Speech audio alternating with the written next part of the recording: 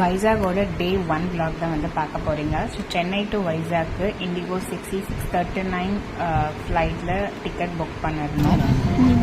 per person 3500 ஆச்சு flight டிக்கெட்டுக்கு.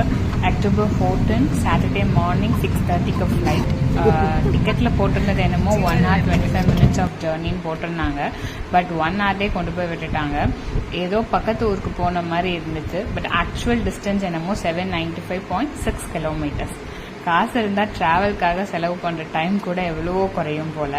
So இதுதான் வந்து வைசாகோட ஏர்போர்ட். ஸோ நல்லாவே இருந்துச்சு. ஒரு டொமஸ்டிக் ஏர்போர்ட் தான், பட் ஸ்டில் வந்து நல்ல ஸ்பேஷியஸாக இருந்தது. அண்ட் வெளியில் போய் கேப் புக் பண்ணுறதுக்காக வெயிட் பண்ணிட்டு இருந்தோம். அண்ட் அங்கே நிறைய கேப் வேணுமா அப்படின்னு கேட்டுட்டு இருந்தாங்க. ஸோ அதை கூட நம்ம யூஸ் பண்ணிக்கலாம். ஏர்போர்ட்லேருந்து ஹோட்டலுக்கு கேப் புக் பண்ணோம் ஓலாவில். ஸோ நாங்கள் புக் பண்ண ஹோட்டல் ராமா டாக்கீஸ் ரோட்டில் இருந்தது.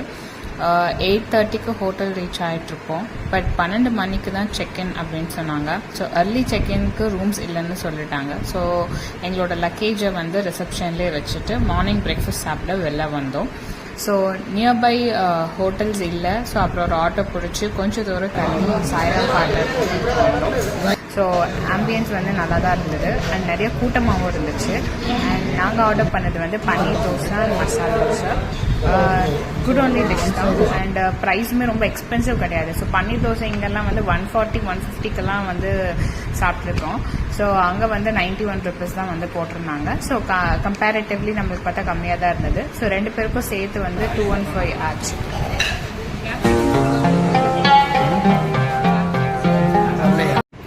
சாப்பிட்டு முடிச்சுட்டு செல்ஃப் டிரைவ் கார்ஸ் ரெண்ட் எடுக்கலான்னு கிளம்பினோம். சாய்ராம் பார்லர்லேருந்து ஒரு 2 கிலோமீட்டர் டிரைவ் இருக்கும். ஸோ ஆட்டோவில் போனோம். வைசாக்லேயே ரெண்ட் கம்மியாக அங்கே தான் தராங்க. 1200 அப்படின்னு நினைக்கிறேன் per day rent. So cash and deposit வந்து 10,000 வந்து பே பண்ணணும். அண்ட் நைட்டு 9க்குள்ளே வந்து கொடுத்துடணும். அண்ட் ஃபியூவல் வந்து நம்ம தான் போட்டுக்கணும். ஒரு அக்ரிமெண்ட்டில் வந்து சைன் போட சொன்னாங்க. அதை படித்தா எனக்கே பயமாக தான் இருந்தது. ஏன் நம்ம ரிஸ்க் எடுக்கணும், அதுக்கு வந்து கேப் புக் பண்ணி போயிட்டு வந்துடலாமே அப்படின்னு தான் தோணுச்சு. பிகாஸ் ஸ்க்ராச்சஸ் எதாவது இருந்தால் அமௌண்ட் டிடக்ட் பண்ணியிருப்பாட்டாங்க. அப்புறம் வண்டி ரிப்பேர் ஆனால் ரெடி ஆகிற வரைக்கும் ரெண்ட் நாம தான் பே பண்ணோம். இப்படி ஏகப்பட்ட கண்டிஷன். அதர் ஸ்டேட்டுன்றனால ஏமாத்திடுவாங்களோன்ற பயம் வேறு இருந்தது. பட் லக்கிலி எதுவும் நடக்கலை. ஜிபிஎஸ் ட்ராக்கர்ஸும் அது கார்ல இருக்கு. ஸோ நம்ம கார் எங்கே போனாலும் அவங்க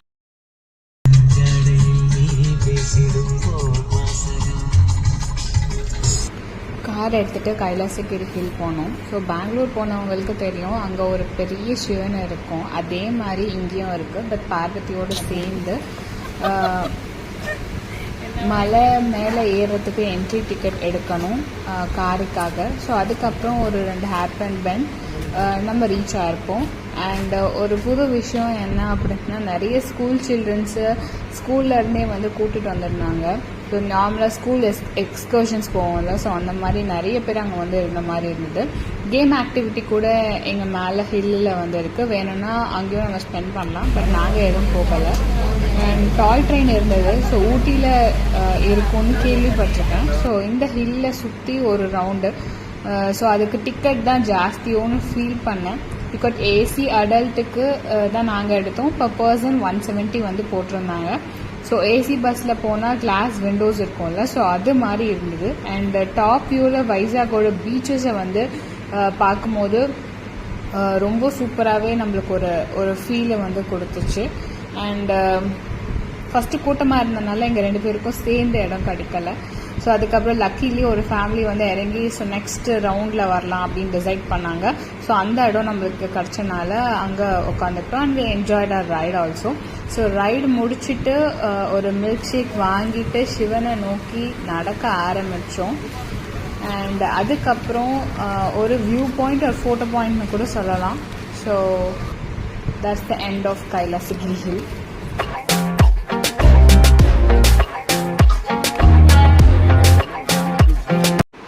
கைலாசகிரி முடிச்சுட்டு எம்பி ரெஸ்டாரண்ட்டில் சாப்பிட போனோம். வாவ் அப்படின்னு இருந்துச்சு. வாலில் வாட்டர் சிந்திட்டு இருந்துச்சு. அது ரொம்ப ஒரு நல்ல அழகாக இருந்தது. அப்புறம் ஒரு பாண்ட் இருந்துச்சு. அந்த பாண்டுக்கு முன்னாடி ஒரு புத்தா அண்ட் அந்த பாண்டில் நிறைய ஃபிஷ்ஷஸ்ஸு இதெல்லாம் இருந்தது. ஸோ அந்த அப்பியரன்ஸ் பார்த்தீங்கன்னாவே ஒரு வாவ் மூமெண்ட், வாவ் நல்லா இருக்கே இது அப்படிங்கிற மாதிரி ஒரு ஃபீலு. ஸோ ஒரு வழியாக நல்ல ஹோட்டலில் கண்டுபிடிச்சிடும் அப்படின்னு சொல்லிட்டு மெனு கார்டில் என்ன ஆர்டர் பண்ணலாம் அப்படின்னு பார்த்துட்டு இருந்தோம். ஸோ புதுசாக என்ன ஆர்டர் பண்ணலாம் அப்படின்னு சொல்லிட்டு, ஸோ புதுசாக அப்படின்னு நம்ம கண்ணுக்கு பட்டது அப்படின்னு பார்த்தீங்கன்னா தொன்னை ஃபிஷ் பிரியாணி அப்படின்னு போட்டிருந்தாங்க. ஸோ அப்படியே அது என்னடா தொன்னை ஃபிஷ் பிரியாணி, ஸோ ஒன்று மட்டும் ஆர்டர் பண்ணுவோம், எதுக்கு 2 ஆர்டர் பண்ணிட்டேன் அப்படின்னு சொல்லிட்டு 1 ஆர்டர் பண்ணோம். அதுவே எங்களுக்கு ரொம்ப அதிகமாக இருந்த மாதிரி இருந்தது எங்கள் 2 பேருக்கும் சேர்த்து. ஸோ 410 போட்டிருந்தாங்க. ஸோ நாங்கள் ஆர்டர் பண்ணது அது 1 தான். அண்ட் 2 பேருமே அதை ஷேர் பண்ணி கொடுத்தாங்க, சாப்பிட்டோம். நல்ல வயிறு ஃபுல்லாக சாப்பிட்டு அதனால ரூம் போனதும் செம்ம தூக்கம். அது இல்லாமல் இன்றைக்கி அர்லி மார்னிங் ஃப்ளைட் வேறு, ஸோ தூக்கமும் கம்மியாக தான் இருந்துச்சு. அண்ட் ஒரு 6:30க்கு எழுந்து ஃப்ரெஷ் ஆகிட்டு பீச் போகலான்னு பிளான் பண்ணோம். ஸோ ருஷிகொண்டா பீச் போனோம். ஸோ ரொம்ப கூட்டம்லாம் இல்லை, நம்ம திருவாமியூர் பீச் மாதிரி தான் இருந்தது. ஸோ கொஞ்ச நேரம் வாக் போயிட்டு அங்கேயே அப்புறம் வந்து கார்ன்லாம் நம்ம இங்கே பீச்சஸில் கிடைக்கும் அந்த மாதிரி சுட்ட கார்ன்லாம் இருந்தது, அதை சாப்பிட்டுட்டு ஸோ டின்னர் நாங்கள் வந்து பிளான் பண்ணல. பிகாஸ் ஆல்ரெடி மத்தியானம் ஒரு லேட் ஈவினிங் மாதிரி தான் சாப்பிட்டோம். ஸோ ஈவினிங்காக சாப்பிட்டனால அதுக்கப்புறம் காணும். ஸோ அவ்வளோதான், எங்களோட டின்னரை கம்ப்ளீட் பண்ணிவிட்டு இந்த டே இதோடு முடிஞ்சுது. ஒன்று இந்த